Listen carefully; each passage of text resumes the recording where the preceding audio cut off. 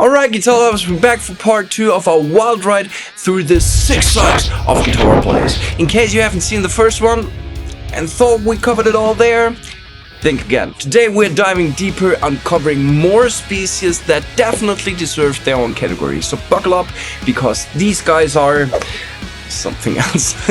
The Gearhorder, a curious species of guitarists more obsessed with collecting gear than actually playing it. Its natural habitat, a room overflowing with pedals, amps and guitars, half of which have never seen daylight.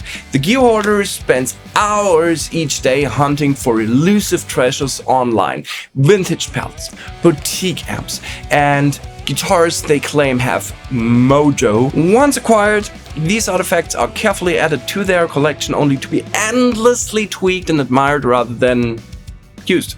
While the hoarder can technically play music, it often chooses not to. Why? Because achieving the perfect tone takes precedence over silly things like practicing. When asked to demonstrate their skills, they'll strum a few chords, mutter something about to dial it in right, and then return tweaking knobs for another 3 hours again. So next time you see a pedalboard that looks like an airport runway, remember you've encountered the majestic Gearhorder. Compliment their rig and they gladly explain it to you. 4 hours. The Blues Purist, a species dedicated to preserving the sacred art of playing the same 3 licks forever. This guitarist roams small town bars and jam nights, shred in hand, ready to unleash a heartfelt solo that sounds eerily similar to the last 50. Their natural habitat anywhere with tube amp and enough space to dramatically bend a note.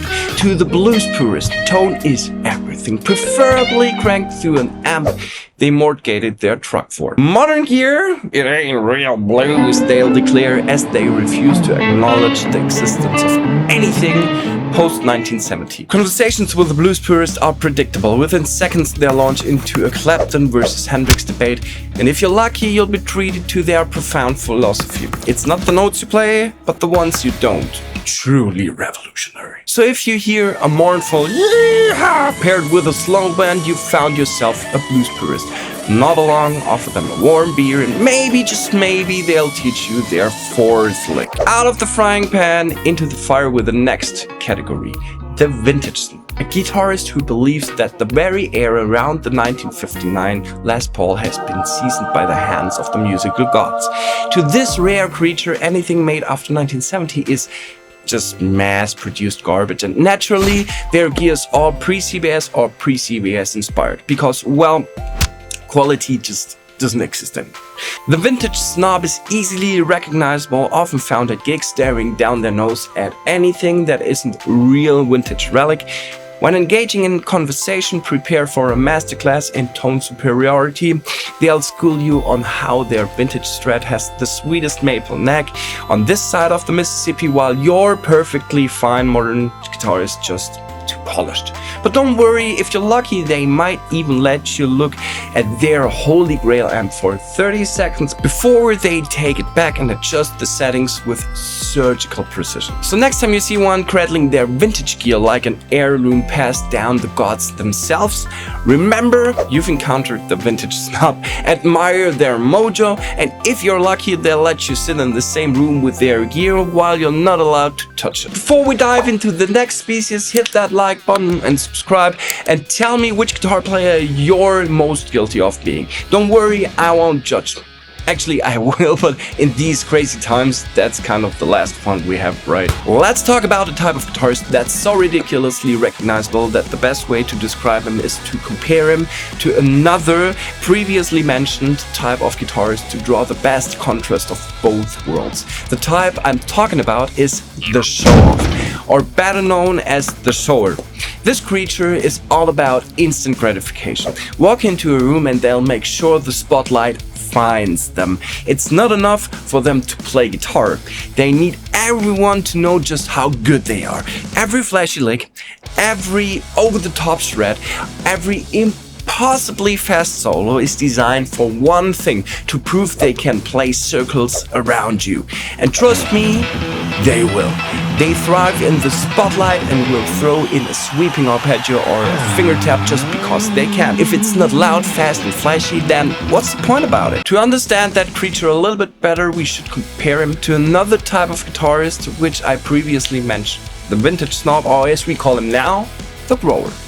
While the shower is all about immediate flash, the grower takes a different approach. The grower knows its tone isn't about volume or speed, it's about depth. While the shower is all about being flashy, living in the here and now and constantly looking for validation with every flashy move, the grower is a bit more subtle. They know their worth, but they'll probably never tell you. While the shower is adjusting their performance settings to squeeze out that last drip of the overdrive pedal, the grower is basking in the richness of their vintage warmth. Not that you hear them admit it, of course.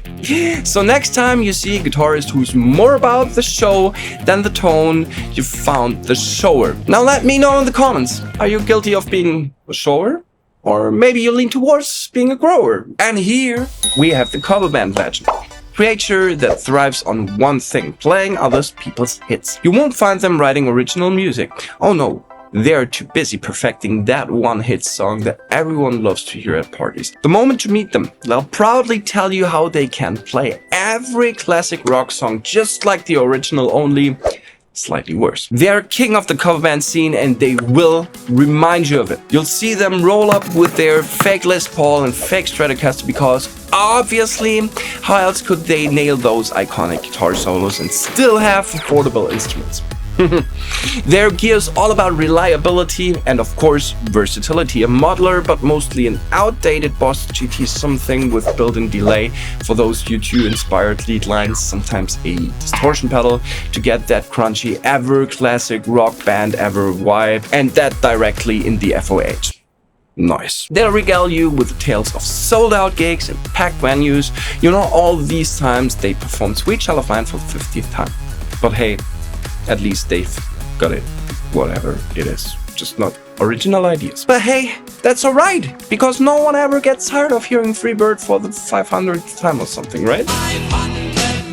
And now we reach the most seen but never met category of all guitar player species, the bedroom shredder. This is the type of guitarist who can play any solo from the most complex metal song as long as no one else is around to hear it. Their gear, Ibanez AC, top tier model or a pedal board, but insane. They've got that one wall in their room filled with guitars. Not that I'm not that good. And they totally plan on playing in public someday, but today's not the day. No, today is the day they're going to practice the sweeping arpeggio again for the 500th time, perfecting that one solo they saw on YouTube at 3 AM in the morning. This player can play so fast, it's borderline alien, yet somehow they can't bring themselves to play in front of a crowd.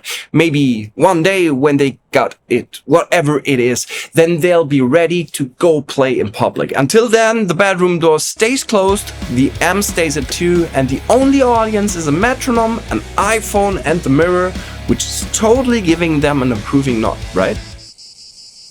So next time you hear someone talk about their bands just to take off, just remember that might be a bedroom shredder. The most epic guitarist never to leave the room. And there you have it, folks, 6 more types of guitar players that we all know and love, or love to complain about. Which one did you spot in the wild lately? Or maybe you realized you've been a shower this whole time? No shame. Hit that like button, drop a comment and let me know your stories. Until next time, catch you in the next Hangout. Bye. Okay, gut. Wunderbar. Dann machen wir einmal. Tone takes precedence over endlessly tweaked. Oh man! Nice.